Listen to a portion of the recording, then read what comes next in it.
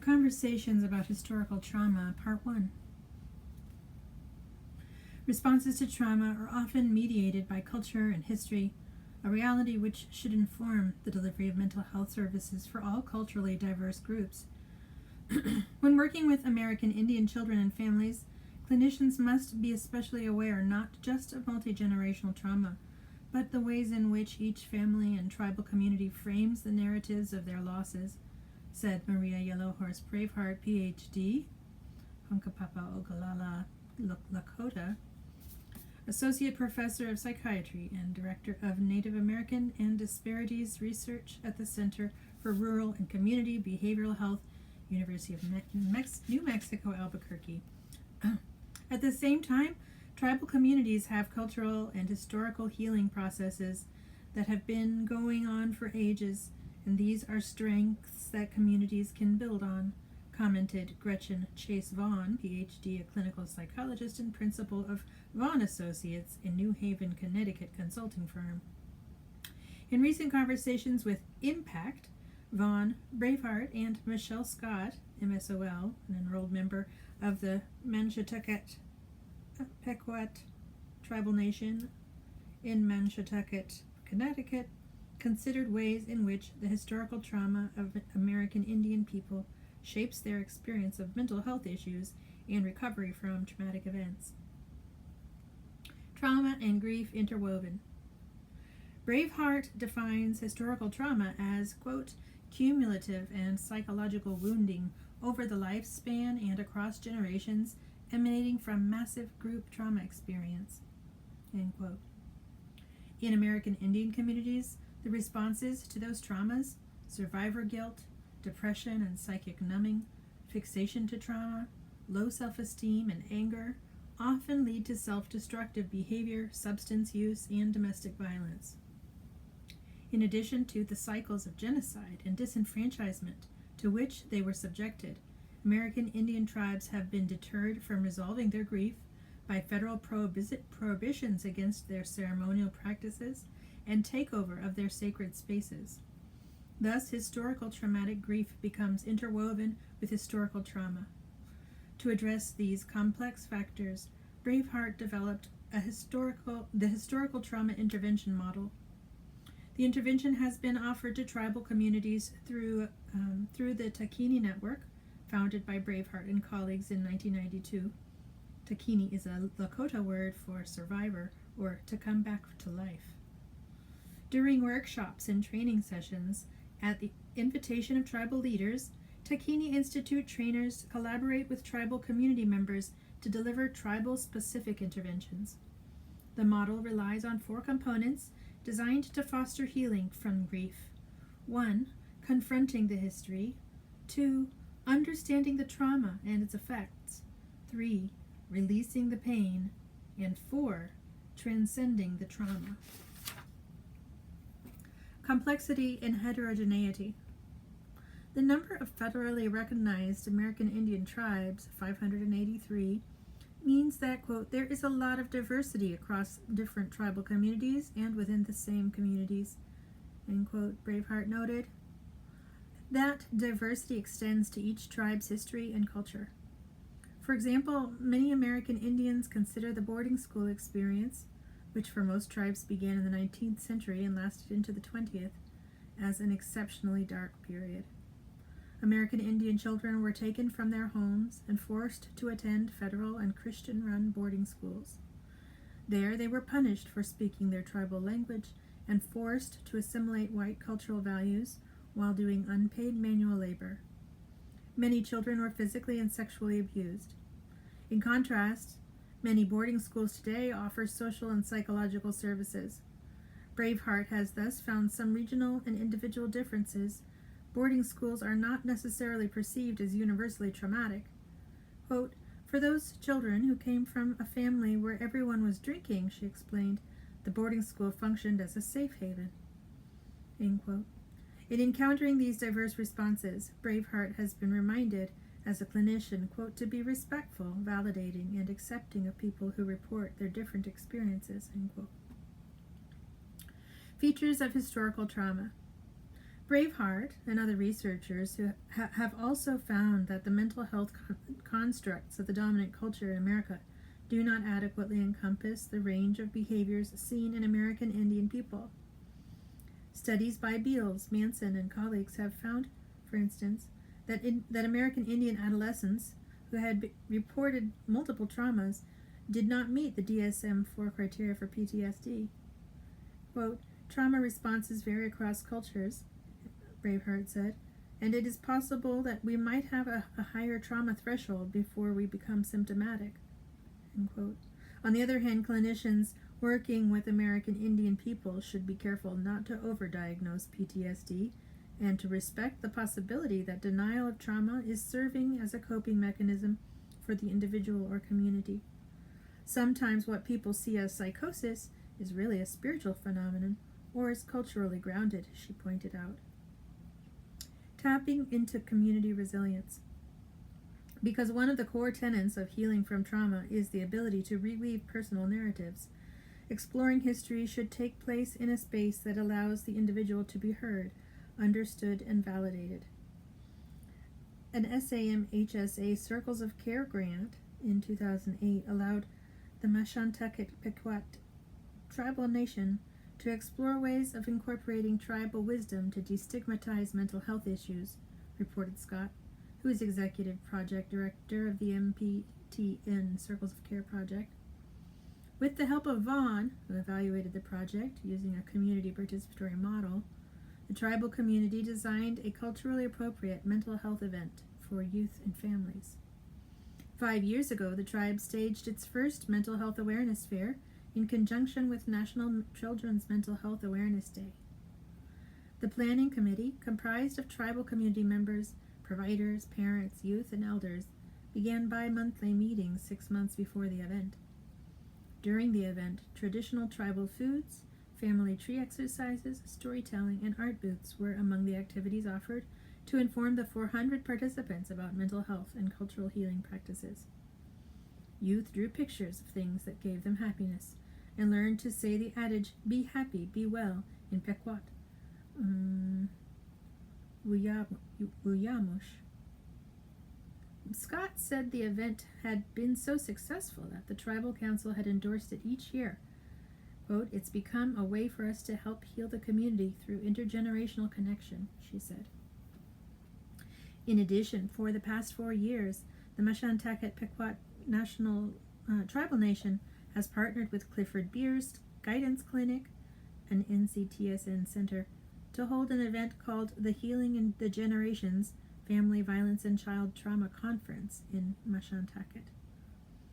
The Native American track within the conference has allowed tribal community members to explore the use of culturally competent traditional healing practices to address historical trauma. Since she first developed the historical trauma construct, Braveheart has observed progress in acknowledgement of its importance. She emphasized that historical trauma is not about dredging up and staying stuck in the past. It's about starting a healing process to let go of that past collective trauma and move forward. End quote. As evidenced by the positive responses to the Dakini Network training and to projects like Circles of Care, Braveheart added, "Clinicians can learn that historical trauma response is not a diagnosis. It's meant to empower tribal communities by responding to things that have happened to us as a people."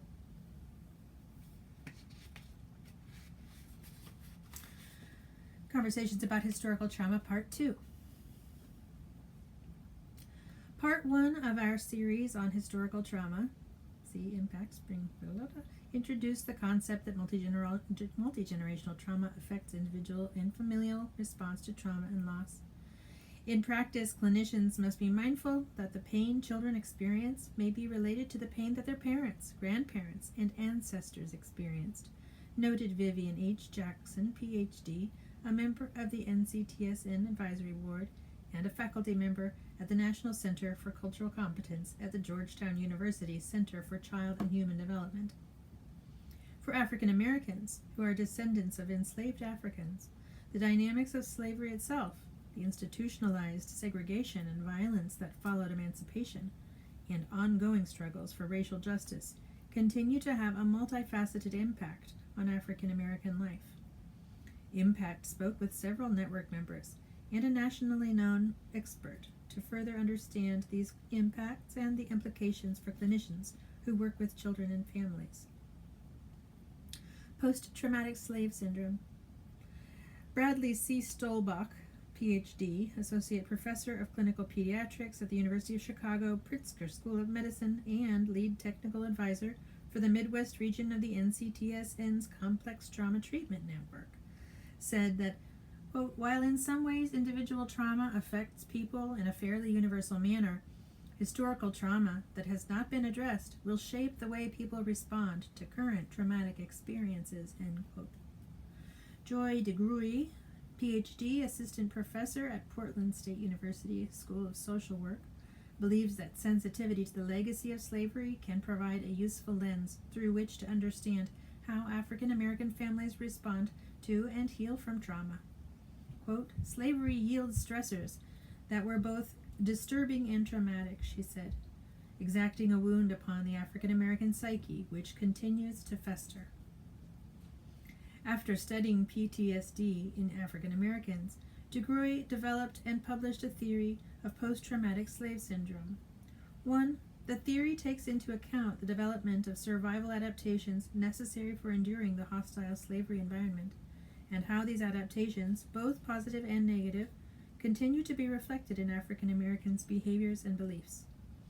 DeGruy said that, as with other groups who have survived massive generational trauma, such as Holocaust survivors and their descendants, the unresolved and unaddressed trauma of slavery has resulted in patterns of behavior such as vacant self-esteem, ever-present anger, and racist socialization, all of which can, quote, serve to undermine our ability to be successful. The knowledge of post-traumatic slave syndrome also acknowledges the resilience and resourcefulness that made it possible for individuals and families to survive slavery. DeGruy's Routes to Healing for her community, presented in a study guide 2 accompanying her book, build on the primacy of family relationships, strong community, and faith within African American communities. Before the healing can take place, however, it is important to acknowledge the history of what happened to African Americans in this country and what continues to happen to marginalize their communities. Ongoing injury and reminders. At the Chicago Child Trauma Center at La Rabida Children's Hospital, clinician Shantae Jones, MS, works primarily with African American families from Chicago's South Side. Daily reminders of racial discrimination often exacerbate her clients' responses to trauma.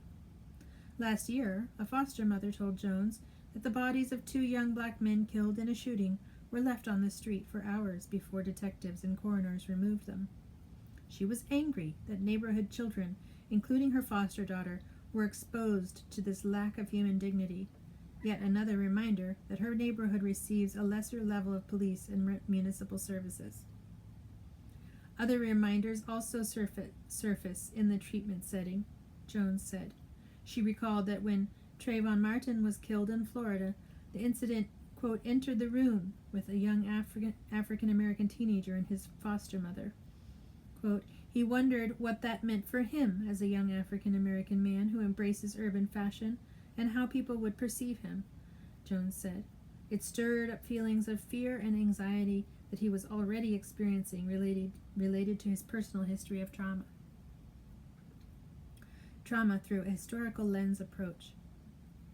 When clinicians are working with communities of color, DeGruy said, they're going to be dealing with multi-generational trauma. You need to be sensitive to the way in which people move through the world if you're trying to help them. You have to tread lightly and watch and listen. Russell T. Jones, Ph.D., a professor in the Department of Psychology and director of the Stress and Coping Lab, as well as the Recovery Effort After Adult and Child Trauma, REACT program at Virginia Tech, Blacksburg, offered that, quote, in addition to slavery, many other negative insults to African Americans, such as the Tuskegee experiment, have resulted in a negative view of psychology in general and mental health in particular.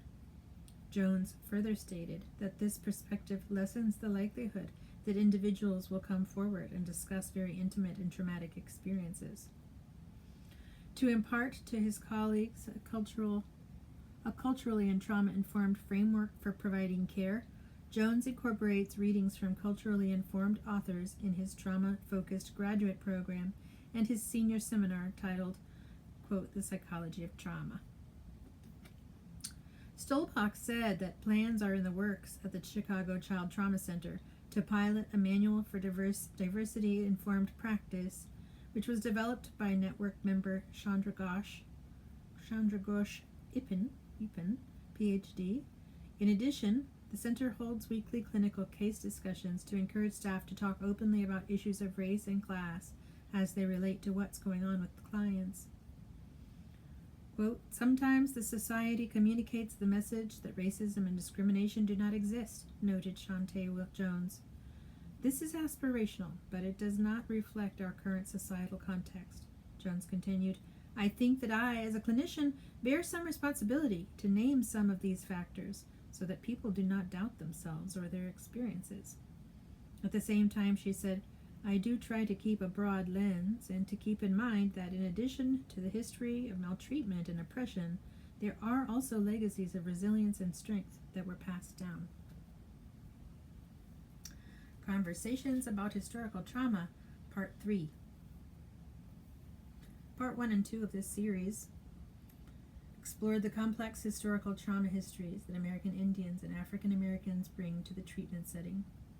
Part 3 explores the experience of other cultural groups, including survivors of the Jewish Holocaust, the Japanese American World War II camps, and key events affecting Hawaiians and Pacific Islanders. General effects of trauma, generational effects of trauma. Successive generations of individuals who have experienced historical trauma may exhibit different coping skills depending on how much the trauma was discussed or inferred in their families of origin, said Paula G. Panzer, MD, Chief of Clinical and Medical Services at the Jewish Board of Family and Children's Services in New York City. In Jewish culture, whether the trauma emanated from the diaspora, Holocaust, the Intifada, or other displacements, children of survivors are often expected to stand for more than just themselves, Panzer said. She recalled a former client, a young mother raised in Israel by a father who had survived the Holocaust and later thrived as a businessman. Quote, she was raised with the expectation that there was no room for ordinary challenges to get in her way, Panzer said. For the woman's father, survival during the Holocaust was an all-or-nothing proposition. For her, it became essential to learn more flexible coping skills in order to deal with present-day challenges.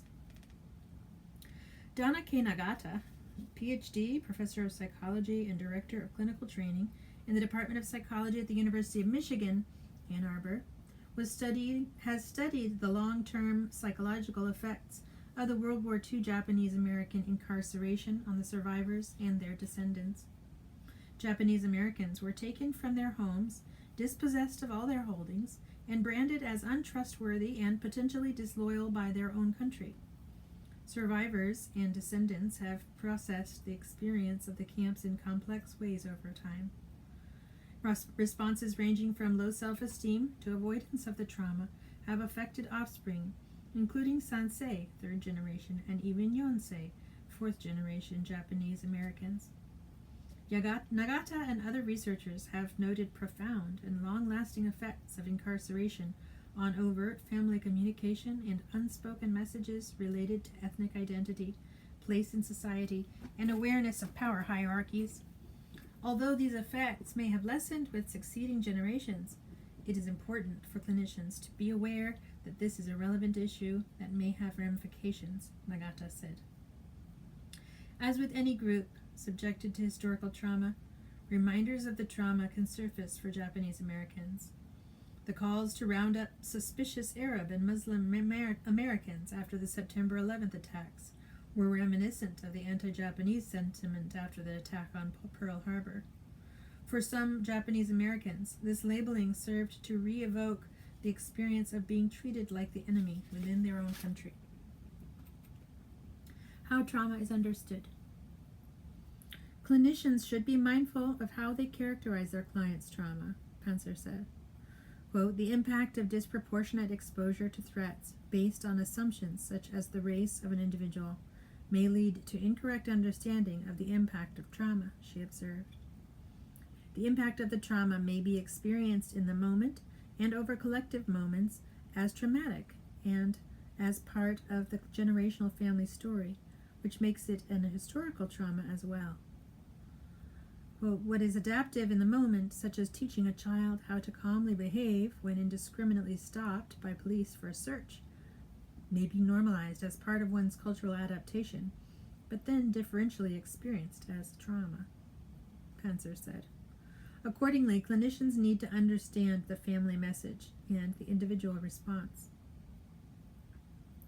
Edwina L. Reyes, MFT CSAC, co-founder of Vice President of Ho'oko LLC, a counseling center in Waipahu, Hawaii, is a network affiliate who formerly did outreach work at a transitional center in Waianae, Hawaii, in association with Catholic Charities Hawaii, a former NCTSN Category 3 site. The shelter was serving the influx of Micronesians to the islands precipitated by the federal government's acknowledgement of the devastation caused by nuclear testing in the 1940s and 50s. Eligible to migrate to the U.S. to seek employment, Micronesians often arrived in Hawaii without money, and many were essentially homeless, Reyes said. When she first mentioned Catholic Charities Trauma Services to the case manager at the shelter, the manager responded that the population did not have trauma. Quote, it wasn't something that they recognized, Reyes recalled. Seek resources. Take the time. Nagata pointed out that, due to the high percentage of out marriages among Japanese Americans, clinicians are well advised to solicit information about their clients' racial origins. In urban areas of the West Coast, where they are more likely to have Japanese American clients, clinicians can seek out information about the World War II incarceration. Many of these cities have Japanese American historical museums. The Densho Project features a free online encyclopedia about the forced removal and incarceration of Japanese Americans during World War II, and more than 1,400 hours of archived interviews with survivors. The diversity of cultures on the islands demands an attunement to the client's experience, said Reyes' partner, Risa Kaulia, MFT co-founder and president of Ho'oko LLC. Kaulia stressed the need for providers to seek out and build alliances with local community-based resources, such as revered pastors, community leaders, or individuals of special respect in the client's life. Although Kaulia herself is a biracial Japanese American married to a native Hawaiian, she said she strives to learn the patients themselves and does not assume that she understands all the nuances of native and immigrant communities. Depending on which location they come from, she explained, what you know may be true as a general rule for a native Hawaiian may not hold true for all. Whether their clients are Micronesian, Hawaiian, Polynesian, or Asian, Reyes and Kaulia develop trust with clients using a relational approach, remaining open to them as teachers.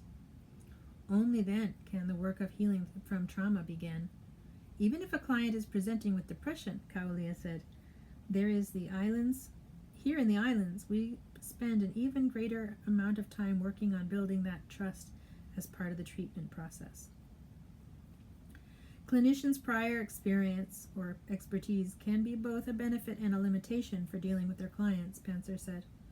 All pathology need to be understood through a trauma lens, and not all trauma must be addressed at once. In addition, time is often at a premium in the public sector. This can restrict the allowance of ample time for self-generated narratives to unfold. To reinforce recovery, resilience, and hope, clinicians must avoid assumptions about a family's historical trauma and first understand what matters in the present for the family and how the family wants to be understood, and what part of their trauma the family members are prepared to address.